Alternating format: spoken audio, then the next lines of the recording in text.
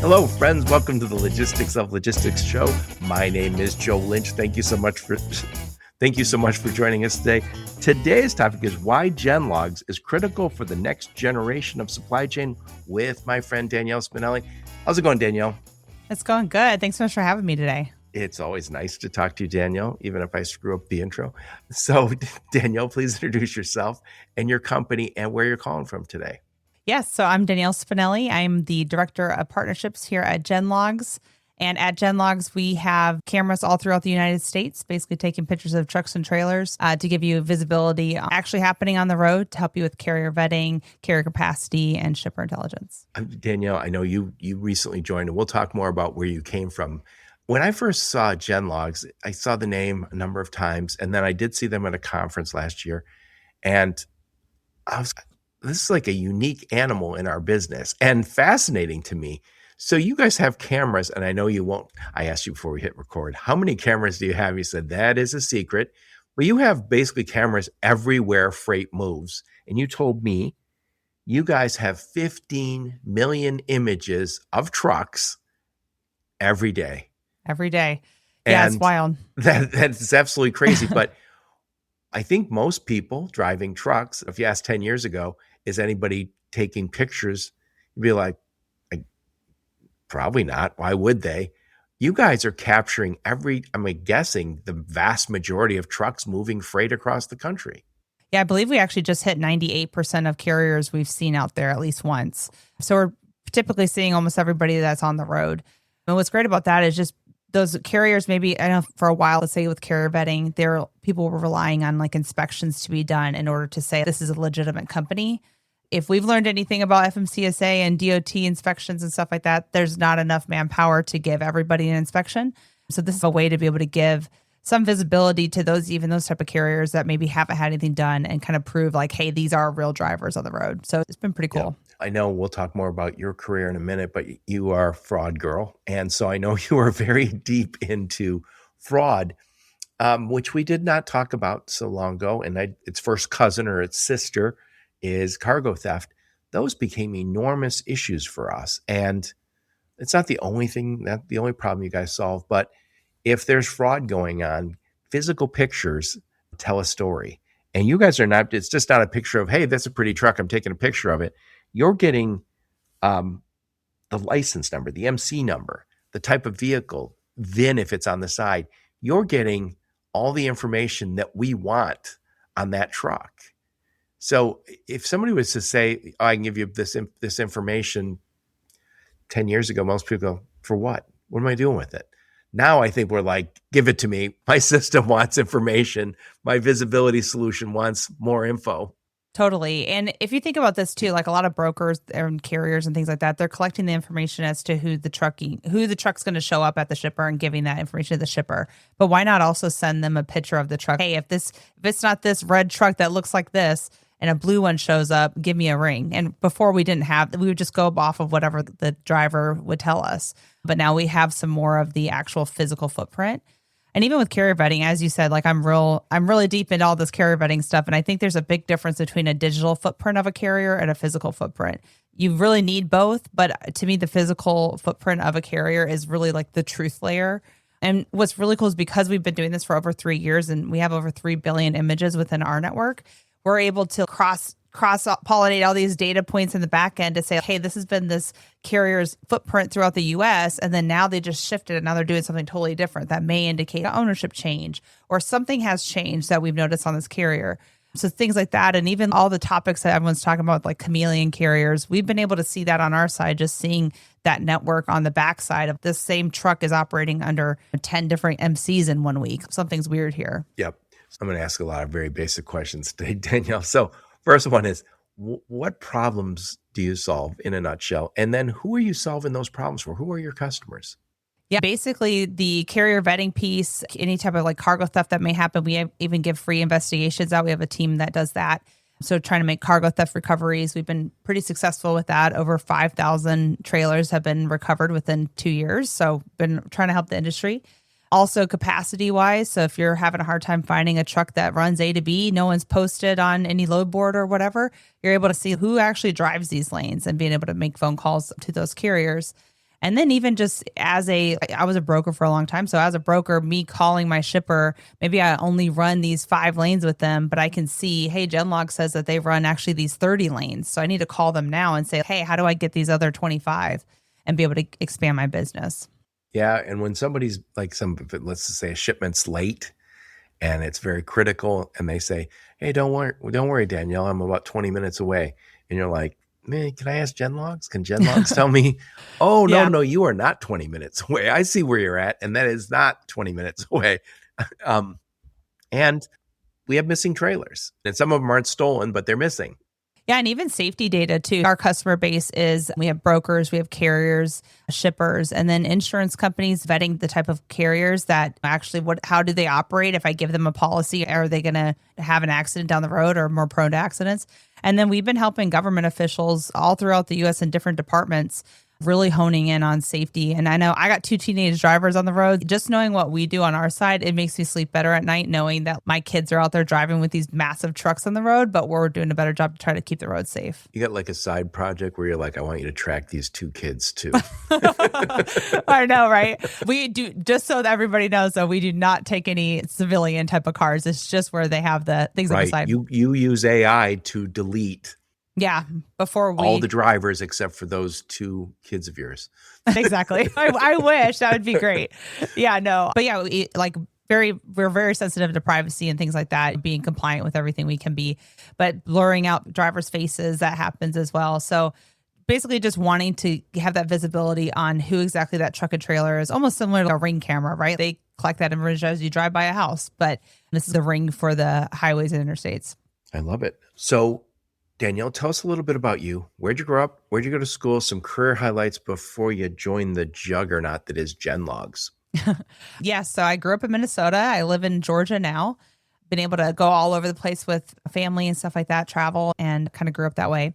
But I started in logistics 11 years ago, I believe, and started as a broker. Did that for about 8 years. Went to my carrier portal, kind of like I mentioned earlier. I'm very passionate about cargo theft, and I had to deal with that firsthand. I shipped. That is, for people who haven't already paid attention to that, it's a vetting portal.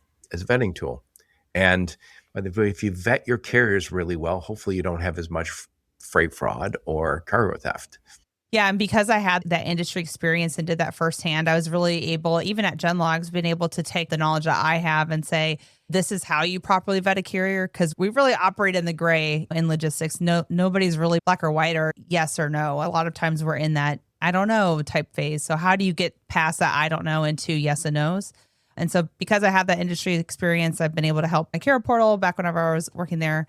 And then now with GenLogs. So it's been really cool seeing my personal career evolve, and just with who knew that my little brokerage knowledge would lead me to, like you said, be a GenLogs. Right. And by the way, probably 10 years ago, Danielle, there probably wasn't a job for someone who said, I'm here to prevent cargo theft and freight fraud. It was just kind of like, well, that's our broker's job. But our business, and we talked about this before you hit the record button, our business used to be casual. I don't mean unprofessional, but casual in that I talked to my broker or my carrier, if I was the shipper, and I had relationships with them. And I believe there still is that. But I think as our business got more automated, more digitized, we were all for it, and we're not going back. But one of the things we lost is who's picking my stuff up, right? And that's when freight fraud started to become more prevalent because I didn't know who I was working with. So when cargo theft started becoming more prevalent, I've talked to you on this podcast before, and I'll put a link to some of that episode. When Sammy Hagar and Guy Fieri, lost that vodka. Tequila, Yeah. I'm sorry. Yeah, you're good. It was like $1 million worth of tequila. The guys who were picking it up didn't know that they were stealing that tequila. The guys who were loading the truck saying, oh, it's just these guys came and picked up the tequila. I'm not saying that 10 years ago everyone knew everybody, but it was more likely. And so these guys dropped off the tequila at a location that they were told to, and they go, another job well done, having helped somebody steal $1 million worth of tequila. And if everybody knew everybody like we did in the past, because everything was by phone call or email or text message, a little more personal, a little more casual. But just like you said, that like that load, for instance, that was a blind shipment that or at least they told the drivers it was a blind shipment. That's why the delivery was different than the actual address on the paperwork. And so that's another gray area that we have in logistics that the bad guys have just been able to totally exploit. For people who don't get into that every day, what is a blind shipment? Blind shipment is basically hiding either the pickup address or delivery address and almost being like a middleman broker for a product instead of having it be shipped from you saying that you actually make the product. Really, you're buying it wholesale from wherever and then routing it over to wherever you need to. But yeah, and a lot of distributors would do that kind of thing where they say, I'm a distributor. I didn't make that, but I don't want you going around me. So I'm not giving you the address of the people who shipped it. exactly. And but luckily for us, and I think this is important for drivers to know too, is that a lot of times the blind shipment is at that pickup address, not the delivery address. So especially with drivers, they really need to be vetting. If you do have a blind shipment, you need to be doing that extra work of vetting and even verifying, like whenever you go pick up a load at the shipper, hey, is this is the broker I booked it with? Is this the broker that it was supposed to be you guys assigned it to? Because that's a way to vet it. But they've really been able to exploit that section in itself. And there's so many other ways that they've been doing it, but that is definitely one that we've had this big loophole and we haven't found a better solution other than a blind shipment, which I'm like, why haven't we fixed this yet? But they're able to do that. And that's why really it's so important to know on a driver level who you're working with and who is actually showing up to pick up the load. And then that driver understanding what exactly their job is. Yep. So approximately how long has GenLogs been in business? Going on 3 years. So it's a relatively new company. And again, I've told you, I've not interviewed anyone who does what you guys do. You have not just regular cameras. These are specialized high-tech cameras. And where do you put them?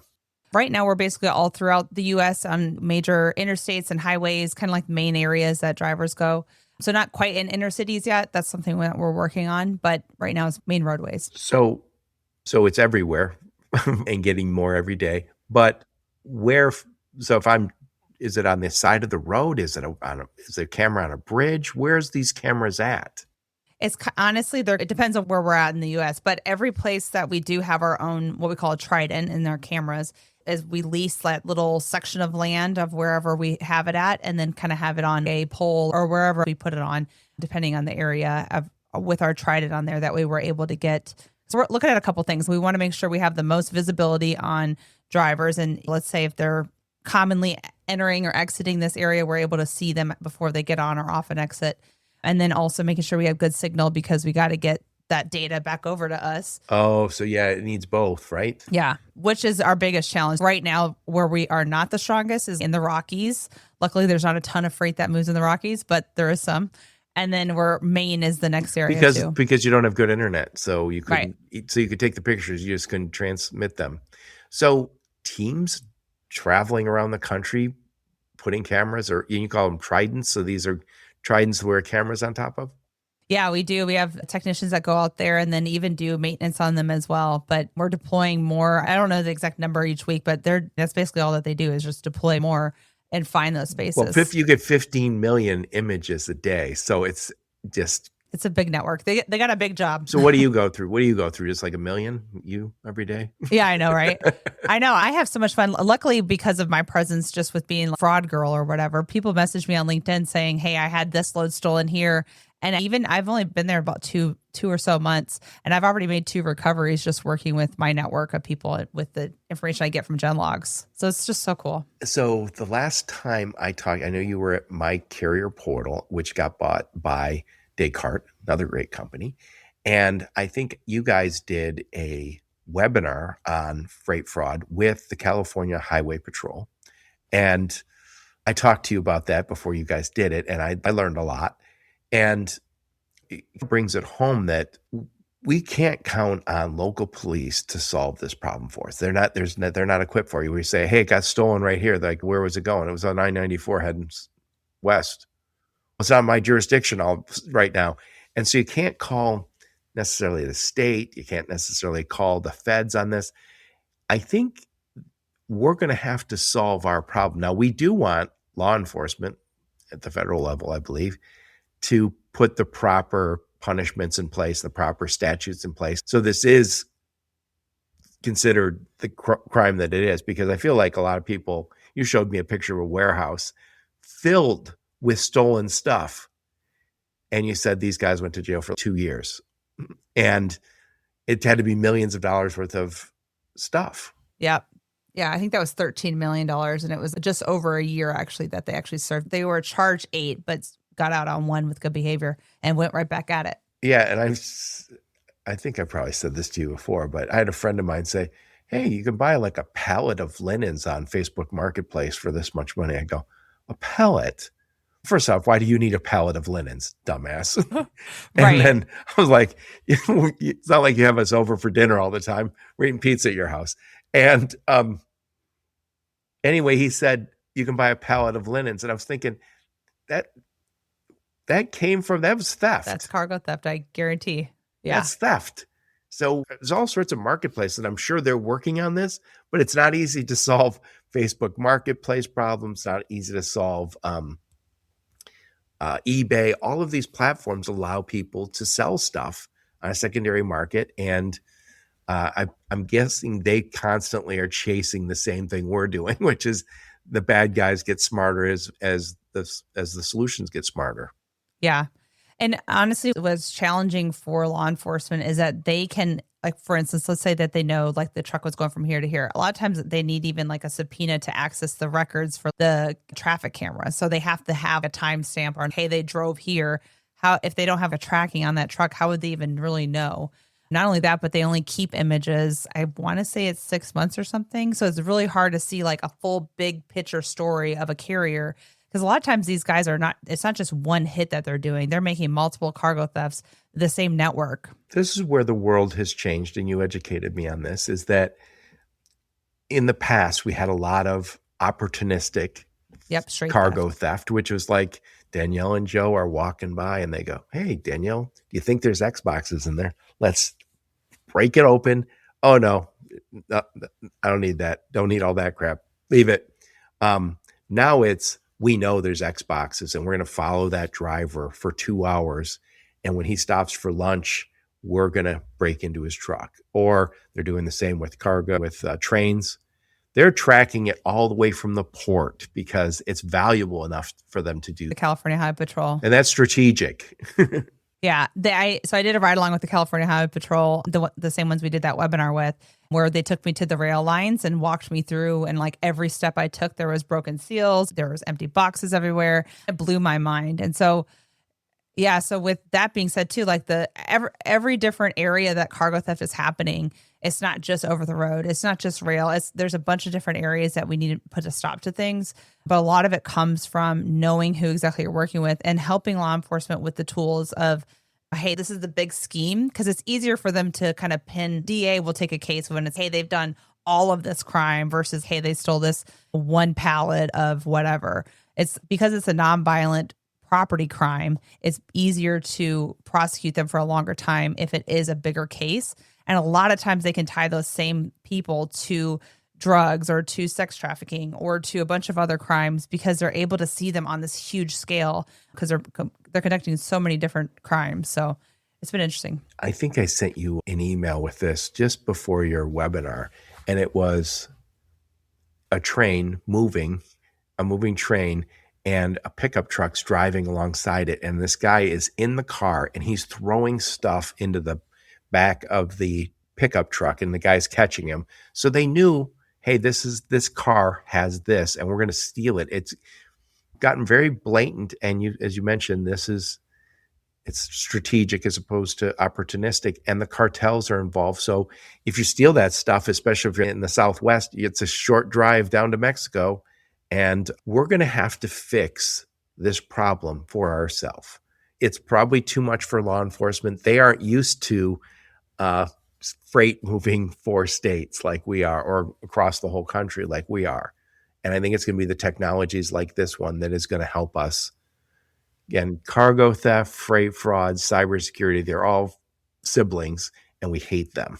But I will say the FBI. So I actually went to Philadelphia. They asked GenLogs to come. So I went to Philadelphia, met with the FBI team, and they actually are up to speed with what's happening with our industry. I was super impressed with, because I was like, okay, I'm ready to educate them on some cargo theft stuff, like super excited about it. And then they went through everything that they knew. I'm like, oh, well, you actually know everything. So cool. Now all I got to do is help you learn how to find these guys, and able to help them with GenLogs information on like, hey, this is how you can use GenLogs to try to find these guys. And they've had really good success just with using GenLogs. So it's really cool being able to help. Like, this is such a passion project for me.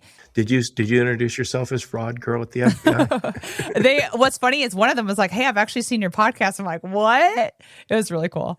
Yeah. I love that you guys are participating with the FBI, and I love that they want to participate with you guys, because this might be one of those places where there's not going to be one easy solution. There is no magic bullet here, but having the FBI understand the scope and the scale and all the tactics that are out there, because our industry has been maybe overly trusting. We had all these great relationships over time. It's, oh, Bob always he's been picking up this load for 15 years. I know him. I know everything about him, and he knows me. And maybe we got a little lax. And when the automation came in, it took those personal relationships away in some regards, not always. And now we got to get back to it. So, Danielle, I want to walk through. Let's see, you guys do business with insurance companies, law enforcement, carriers, brokers, and shippers. I want to talk about the value you guys add for each one of these. And again, I'm talking to my friend Danielle Spinelli. We're talking about why GenLogs is critical for the next generation, but you can use it right now. So how do you guys help insurance companies do a better job? What's really cool is being able to see, ground level truth on drivers and carriers, is being able to help insurance companies vet who they're using. There's some insurance companies out there, and if you're a broker, I'm sure you can name like 5 off the top of your head of, hey, these guys, this insurance company is known for having bad actors on there. And a lot of times it's not really the insurance's fault that they have these bad actors. It's that they think that they checked all the boxes with FMCSA. So that means they're probably fine. They don't want extra risk. Right. They don't. They definitely don't. They don't want that name either, where you're blocking out a certain insurance type just because of some bad actors. So they're definitely using GenLogs data to be able to predict what the history has been on this carrier. What have they been moving like?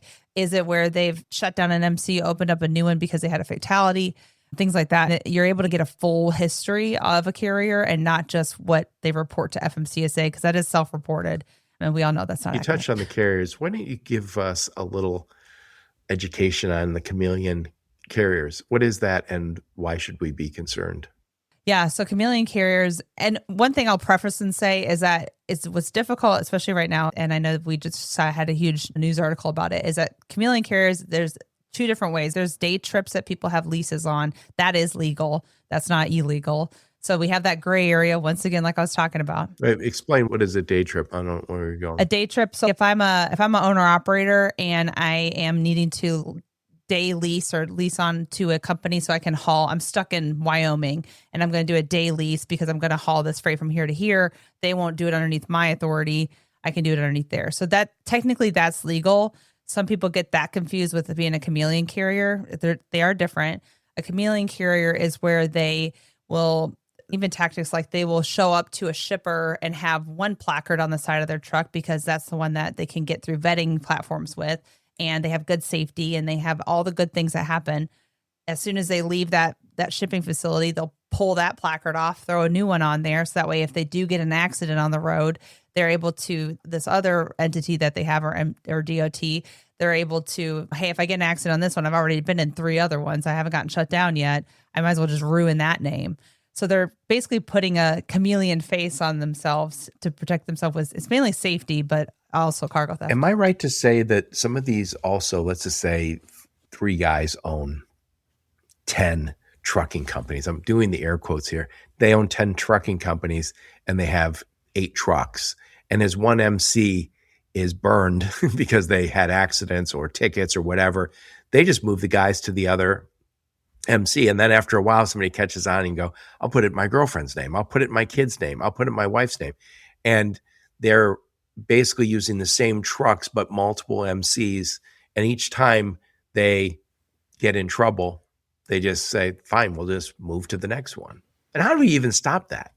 But what's sad is really that needs to go back to FMCSA and the registration, being able to vet exactly who the driver is, not even just carrier level. Because they're even right now they're even starting up those same ones. Instead of putting it in your sister's name or your brother's name or whatever, you're putting in your same name and opening up a new entity. And they're able to do that, which blows my mind. I'm actually meeting with FMCSA next week in DC to discuss this. Hey, how come we can't have this registration point actually be vetted with previous history?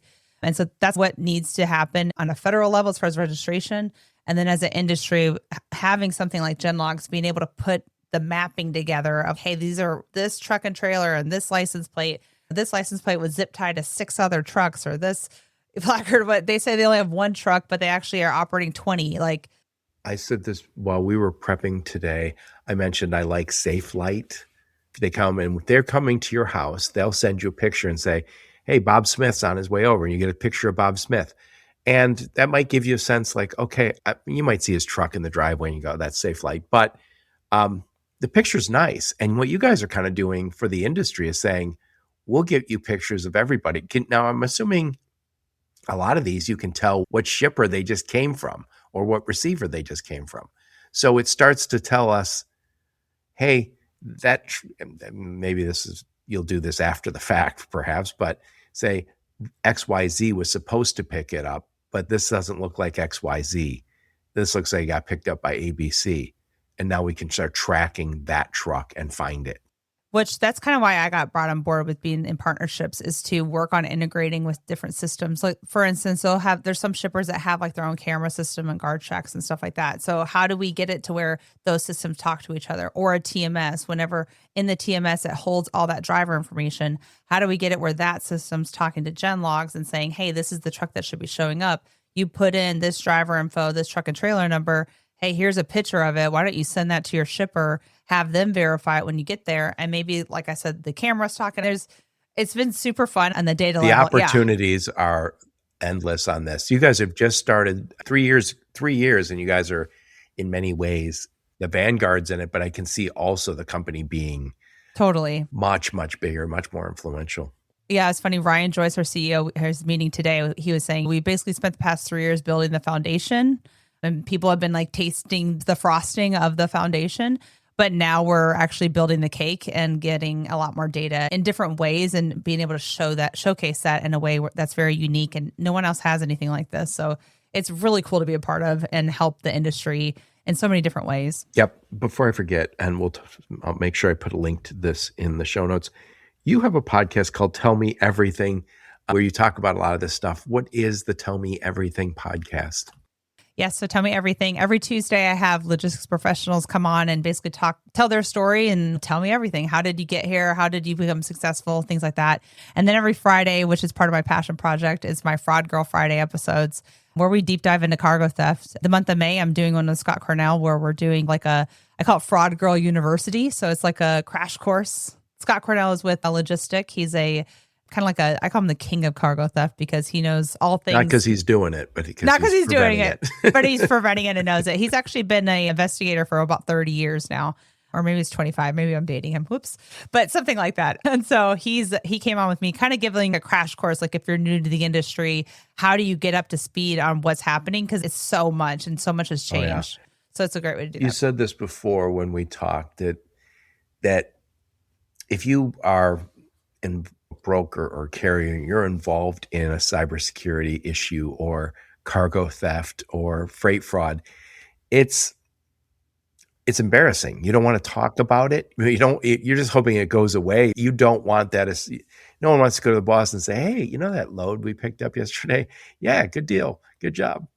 Yeah, I think it got stolen. You're like, that's a horrible feeling. So I think in a lot of ways, no one wants to raise their hand and say, how I got my customer's freight stolen. Exactly. But even if it's the first time that happened to you, so part of that course I was just talking about that me and Scott are doing this month, at the last one is, if something does happen to you, how do you handle making a report? How do you handle the claim? How do you handle talking to law enforcement? Because sometimes you get to the point when you're even making a police report that's frustrating, because the police are like, I've never even heard of cargo theft. I don't even know how to make this report. And you're having to figure out how to tell them while you're flustered. You're like, I can't even do this. So it's our like how to submit a cargo theft report for dummies. So that's what we got going on this month. So the first group of people you work with is insurance companies, and what they're getting is potentially some better vetting. They know where the trucks that they're insuring are actually going if they want to track that kind of thing. It helps them avoid Chameleon Carriers. And also, if something does get stolen, you guys are helping them find it. I wrote this down. You guys helped find 5,000 missing trailers last year.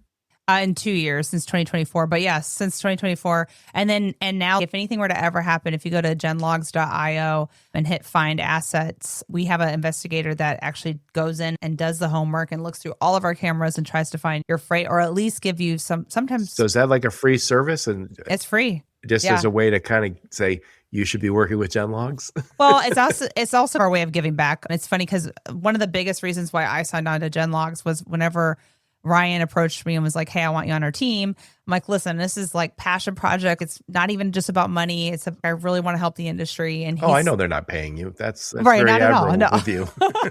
I know. I wish I could operate like that. But I told Ryan, I'm like, it's so important to me that we at least give back, or we at least give information and things like that. I'm big on knowledge stuff too. But because we do, that was part of the biggest reasons I came on, because we help, and it's not just about money. Yep. So you guys also work with law enforcement. What are you helping them? What problems are you solving for them? So not only just like cargo theft cases, but even let's say human trafficking over, if somebody gets, you mentioned the cartels, let's say they're bringing over bodies from the border and then they're going wherever in the United States. If they have insight. And they lose you somehow and they're looking for them. And they're looking for them, and it's hard to find these guys on the roads all throughout the U.S. So we've been able to have some really great success stories with law enforcement and help stop. It was more like the drug side that I know of things, but they were able to find a shipment of drugs that was going north. They were in the Midwest whenever we helped them catch them. But being able to find them, because it's hard, it's not like an easy, especially if you're going in these really rural areas, it's not like an easy way to spot a truck and trailer. It's a big country if you're looking for one truck. Country.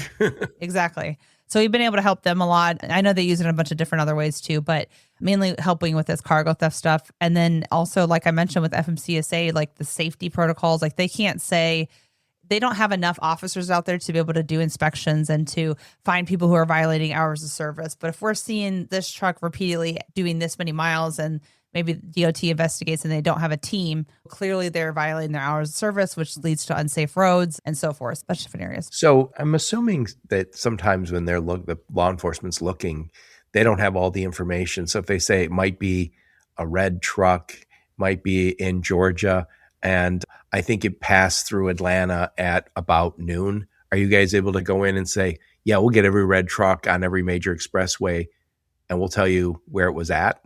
Yeah, that's definitely combing through, and hopefully they have a little bit more information. But even if you just have the company name, or at least one that they said it was, if you have truck and trailer, if you have license number, VIN number, even if you just have one of those things, we'll pull up all the images and you got to filter through. So you're able to pull obviously the VIN and the license plate and get all those pictures. Are you also capturing the truck type?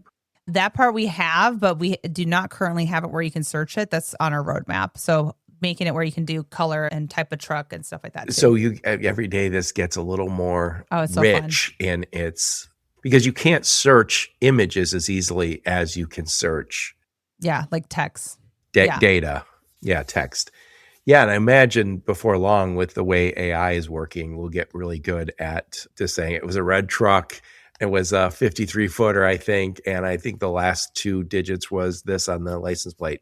Yeah. And we'd search by that. And they had this bumper had this marking on it. You know what I mean? Like, I think we could really get further in to finding that same truck over and over. Yeah, it had the silhouette of a woman in one of their mud flaps. Can you narrow it down for me? Right, exactly. I'm so excited to be a part of it, because our data team is really cool and really great at like thinking outside the box of, okay, how can we, all this data that we have, what can we do with it? So every time we meet on Mondays, there's something new and cool I get to see. And it's just like, I'm nerding out over here. It's so cool. It's very nice that I mentioned earlier that this is not easy for the police on any level to deal with. And I know not only you guys cooperating with them, but I'm sure are looking and saying, this is a resource that we can lean on. So we talked about insurance companies, what you guys do for them. We talked about law enforcement. Carriers is another group of people you work quite a bit with. What are you doing for the carriers? You know, something that's really interesting is I've recently heard of a new fraud tactic or cargo theft tactic. They're calling it the Trojan driver, kind of like the Trojan Oh, horse. there's always back in the something day. new. There's always a fun name, I know. But basically it's where this, like a great carrier, everyone's kind of hungry to have new drivers on their fleet. They get a new driver coming in, applying for a job. Meanwhile, without their knowledge, they think everything looks great. They pass background checks, whatever the case may be, but this guy's actually working for a bad guy. They're waiting on the right load to be hauled on their truck. They coincidentally park somewhere, leave their truck, and then the freight's stolen. So it's being able to use GenLogs for vetting new drivers and saying, hey, this has been their history, or hey, this has been their truck and trailer, and they've operate under all these different people that may have had fatalities and their safety records. Now, how do you know the driver from taking a picture? Well, I will say it's more of the truck, and so it's mainly owner operator. So if they have their own Okay, truck, okay, yeah. So there's a lot of owner operators that everyone's working with. most of the time, yeah, usually whenever they're applying and stuff, it's owner operator. So you're able to vet on a driver level before you bring them on board. And then those big carriers that have X amount of trailers that just one driver quits and leaves a trailer on the side of the road, it's very hard to find those trailers and where were they exactly in the U.S. because they knocked off their ELD or whatever the case is. So we've been able to help them a lot too. So a couple different areas for the carriers. Danielle, I'm going to tell a story that I tell probably every 6 months, but that's what I do. When I was at a little 3PL, there was a friend of my cousin. So I had lunch with this guy and he says, oh, I move freight. Yeah, I'd love to. You guys can bid on that work. And it was full truckload. And he said every week we send out on Monday these 20 lanes that they do. And I said, I don't like to work like that. I'd prefer to have all your freight. And I explained the rationale. He said no. So I said, all right, we'll win them over. I hate working that way. So every week we would get the list. And I remember we won it. And my ops team came into my office and said, hey, Joe, we can't cover that load with our normal carriers. I go, well, just figure it out. And they're like, well, all right. So then they come in, they're like, we found somebody. We don't work with them. I don't know. They're legal and all. It's just, we don't work with them and I don't know anything about them. And I was like, all right, we got to move the freight. So it was going from Detroit to Louisiana. And here's the thing. It was lotto tickets. So their lotto tickets were being made in Michigan. And they told me if this is more than 2 days late, we report it to the FBI. It's the law. And I was like, it's not going to be 2 days late. Well, cut to the chase. This truck broke down and the guy called. And then I actually talked to the guy because my guy called me and go, hey, your load broke down. It was over the weekend. I called the guy. He said, don't worry, we're getting it fixed. We'll be there Monday morning. They weren't. I talked to the FBI on the phone. And my point to that is there are certain things, if they are considered missing, and again, there's rules, and I don't know what they would apply to, but I'm assuming drugs and probably ammunition and who knows what else. Probably a load over a certain number, a certain price would be considered, I don't know, I want to say higher risk, but basically we have to report out on it. And so I can imagine the FBI is very interested in, hey, that's missing. Where is it? Yeah. No, definitely. I mean, even postal mail, for instance. I mean, that's something I used to run postal mail. That's why I even bring it up. But so that is something. Yeah, it's federal. You can't steal mail. Yep, because each piece of mail is a federal crime against it. Yeah, no, definitely they're interested in that. And what's really cool is as a broker, you're able to vet these same type of carriers on the same level that a FBI agent is. You know what I mean? So you're able to take all that data that they're doing and take that in for you so that you're doing all the pre-vetting and stuff like that. So you're avoiding all this type of bad things that's happening.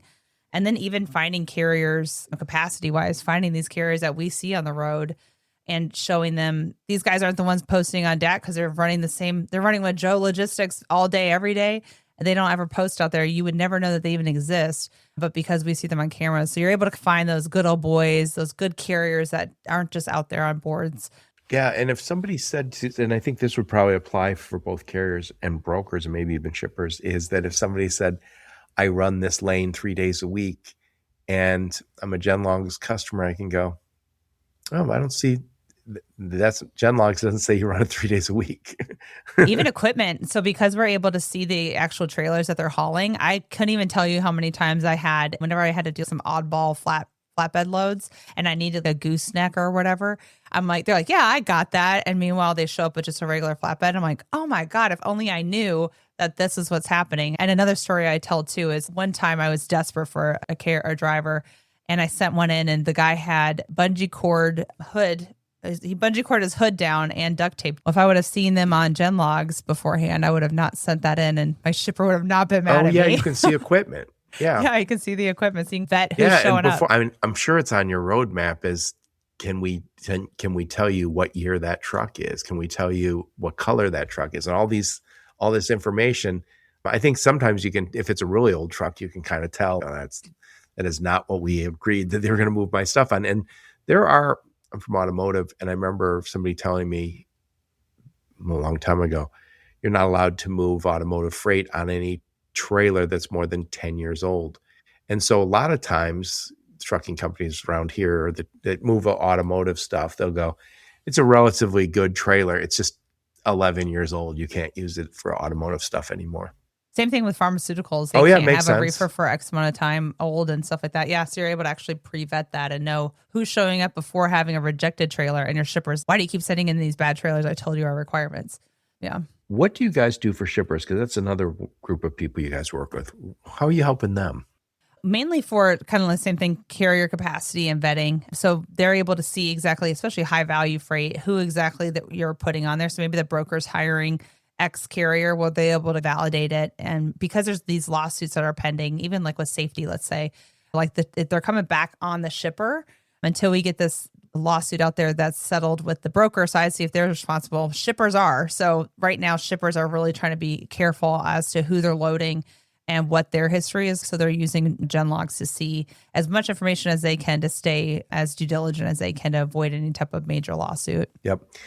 This is a little off topic, but I'm always fascinated by this. It's a lot off topic. I'm sorry.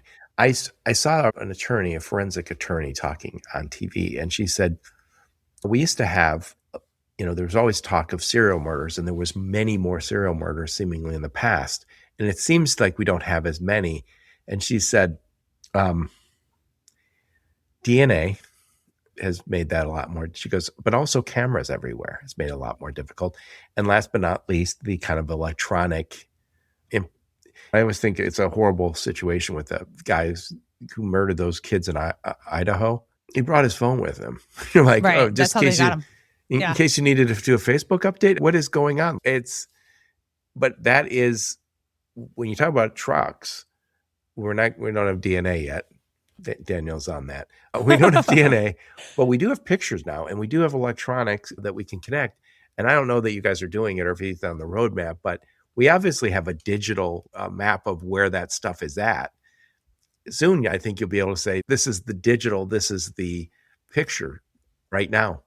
Yeah, I think digital footprint is what everybody's been relying on this whole time with carrier vetting, which is why I don't think we've been able to be proactive, just very reactive on, hey, a carrier just did this, that type of thing.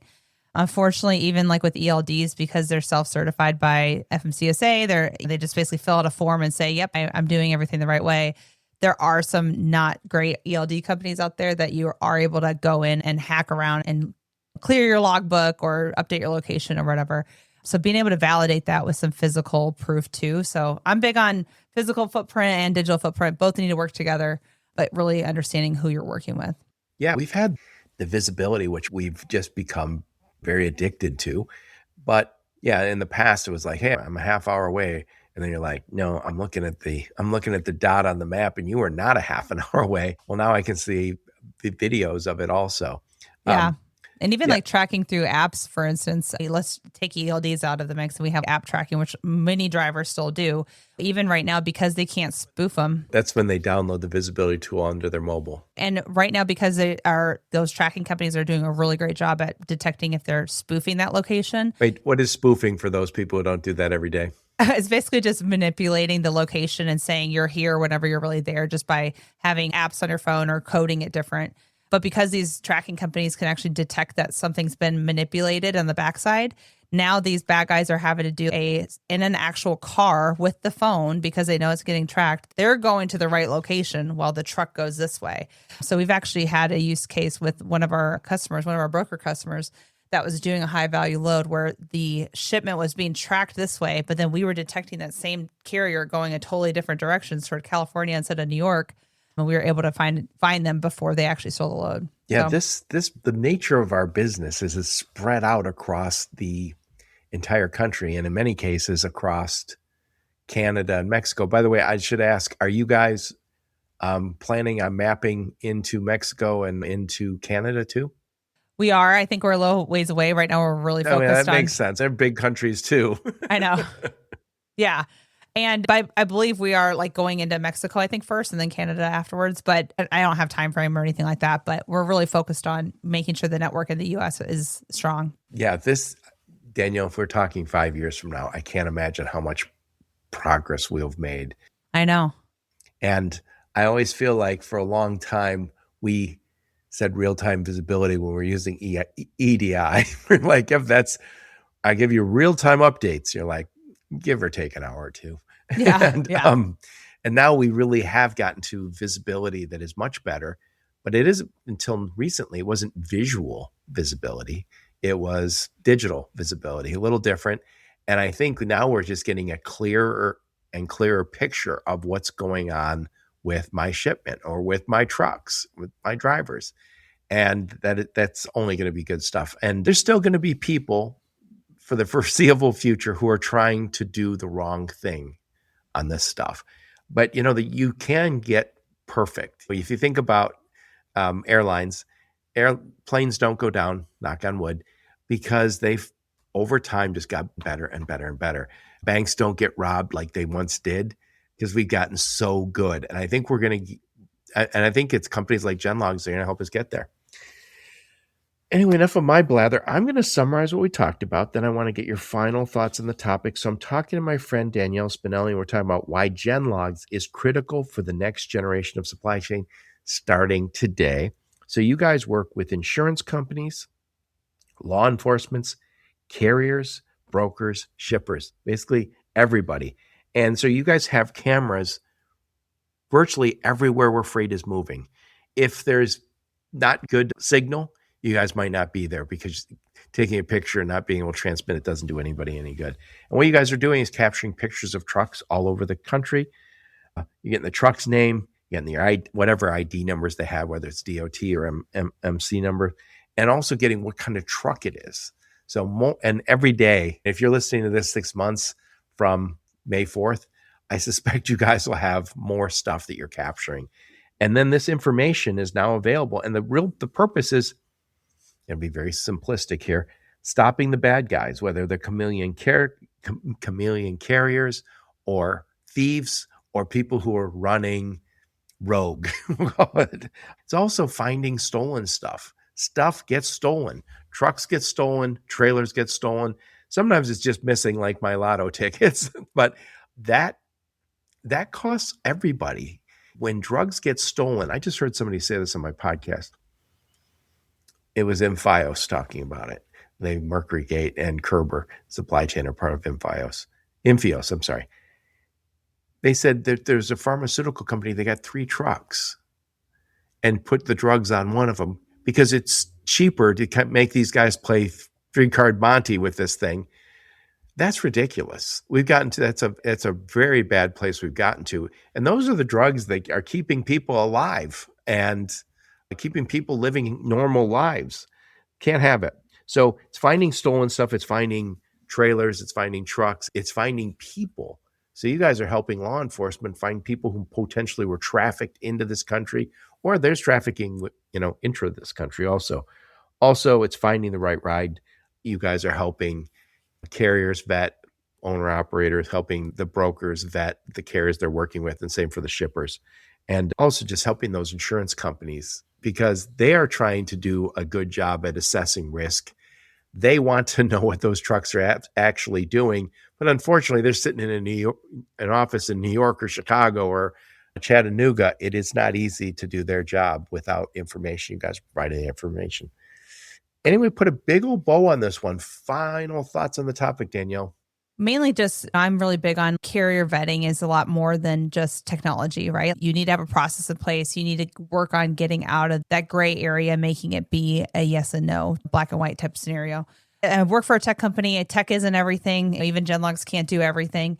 But I do think having tech there that supports you and grows and is able to evolve with those tactics and stay more on the offensive side, that's the type of tech really you should be looking for so that your processes are enhanced and you are faster at covering freight. So whenever, instead of having to call on every single driver, like you're just saying, which does take time, even though I'm a big old fashioned fan of that, please get on the phone and call your drivers. But if you don't have time for that, being able to see them on the roads is the next best thing I would say. So that's my 2 cents on everything that I know on cargo theft and carrier vetting. There's a way to do it manually and stuff like that, but then there's also a way to make it where tech enhances you and makes things faster. Yep. So why should somebody buy GenLogs? Oh Lord, because it's so cool. No, there's honestly so many different ways. I think what's interesting is even the ROI piece of it. Like, how do I get my money's worth out of it? Not even just preventing thefts, like I'm preventing something from happening. But we didn't even get into this part, but our shipper intelligence. So because we're seeing where these trucks are coming from a facility A to B, let's say I'm running a lane with my shipper. I'm doing 5 loads or 5 different lanes with them. GenLogs can actually see they've actually been shipping these 25 lanes. So whenever you're calling them and saying, hey, how do I get on these other 20 lanes? Or you're cold calling them and saying, hey, I have a truck that does this to this. You're actually able to get ROI on a product. And it's rare nowadays to actually have that insight of in the logistics field. Think about Zoom Info or whatever. That's just like all over the place. It's not specific to logistics. So that part of it's just super cool too. So lots of different areas. So you guys are partnering with a whole bunch of companies. That's your job to help you guys integrate all of your cool information into their systems and take their information. What kind of companies are you looking to partner with? Right now, our biggest priority is with TMSs. So our broker customers or shipper customers that have TMSs, I want it to where, let's say maybe you onboard with whatever your onboard platform is and you vet that way. Well, that kind of last defense mode of you put in the truck and trailer number in there and then runs it through GenLogs and says, hey, actually, we've never seen that driver before. Or, hey, we saw them like 6 months ago, but then they went dormant. This could be a sold MC because we have that intel too. So having that last line of defense in there. So you want to have you have an API to a lot of them, and you are looking to do an API to all. Exactly. No, that's definitely my biggest priority and probably the biggest challenge is doing that first. But then from there, just being able to work with other, kind of like I mentioned earlier, like having the TMS talk to us and then we talk to this next part that all kind of ties together and gives kind of like a full picture of where are my shipments going on different levels. So I'm excited to be that connector. Yeah. Danielle, when I saw the transportation management system for the first time, probably 2010, 2009, I looked at it, I was like, this is the coolest thing in the world. And I remember showing people and I felt so smart showing them all the cool things it could do. And it just felt like a big step forward. And I think everybody had that sense when they saw a TMS, a really good one that just was intuitive. And since then, there's been so many, I call them the killer apps, whether it's a Project 44 or MacroPoint or My Carrier Portal, now part of Descartes. All of these things, or the fraud prevention tools, everything plugs in now, and it plugs in easily. And these integrations used to be clunky and hard. Now they're very simple. And I think virtually all the new transportation management systems were built with the idea that I will be able to connect with GenLogs. They were building it with the idea, I don't even know what GenLogs is, but maybe 5 years ago, but they developed it with the idea that it can connect. And I think even the older systems, which by the way, the older systems tend to have big customers, that's been around a while, they've all created integration layers to make it really easy. So ideally, when you say, Danielle, we want to work with you and we use this TMS, you'd be like, boom, we're there. Yeah, exactly. So that's what I'm working on right now. And even capacity, a lot of TMSs have their own capacity in there so you can reach out and not go on load boards. Being able to empower that capacity data, maybe your own history data with like, oh, also GenLogs saw them running that lane recently. So go reach out to them. So it's really cool to be able to use our data in different ways that is real world life. Because I was a broker, I was in carrier sales, I did all these things. I know I would not go to a separate platform and try to find things. It was just easier for me to post something. So I want it where that workflow is easy for somebody where whenever I was a carrier rep, I would have actually used it. Yeah, I think all of us are trying to get to the same place. Can we help our industry get down to one monitor? Yeah, right. Exactly. We'll see if that happens, but yeah, it's going to be a while. Yeah. Anyway, I'm going to wrap this bad boy up. Why GenLogs is critical for the next generation of supply chain with my friend Danielle Spinelli. So Danielle, I'll make sure I put a link to your LinkedIn profile, link to your website, any other links you and your go-to-market team give me, I'll put those in the show notes. I will definitely make sure, if you give it to me, put a link to your podcast, which is Tell Me Everything. And on Fridays, you do the Fraud Girl thing. So you guys, I think if you're concerned about fraud, Danielle can give you the course starting in May. So you definitely need to educate yourself, because I can't imagine, as a person working in a brokerage or a shipper or even a carrier, having to walk in and talk to somebody about, that new carrier I got, they stole our stuff. Like that is an awful feeling. And I think a little bit of prevention, and I think you said it before on my podcast, just don't be the low-hanging fruit. Yeah, make them find someone else that isn't doing all the checks and stuff, because there are still people out there that almost like the bear running after you, and you got to be faster than this guy. Yeah, that's that old joke where it says, hey, you can't outrun a bear. I don't have to outrun the bear. I just have to outrun you. Yeah, exactly. Hopefully we get to the point where we're actually stopping things and everybody's safer. Yes, hopefully we kill the bear at some point. Yeah, exactly. So we'll get there for sure. Thank you so much for taking the time, Danielle. It's my pleasure. Yes, thank you so much. And thank all of you for listening to my podcast. Your support's very much appreciated. Until next time, onward and upward. You have been listening to the Logistics of Logistics podcast, where we engage with leaders in the logistics and supply chain community. If you like what you hear, please subscribe, hit the like button, and leave us a nice review on Apple or Spotify or wherever else you listen. Also, please check out our videos on YouTube and connect with us on LinkedIn. We're very big on LinkedIn. And you can also reach us on the logisticsoflogistics.com, our website.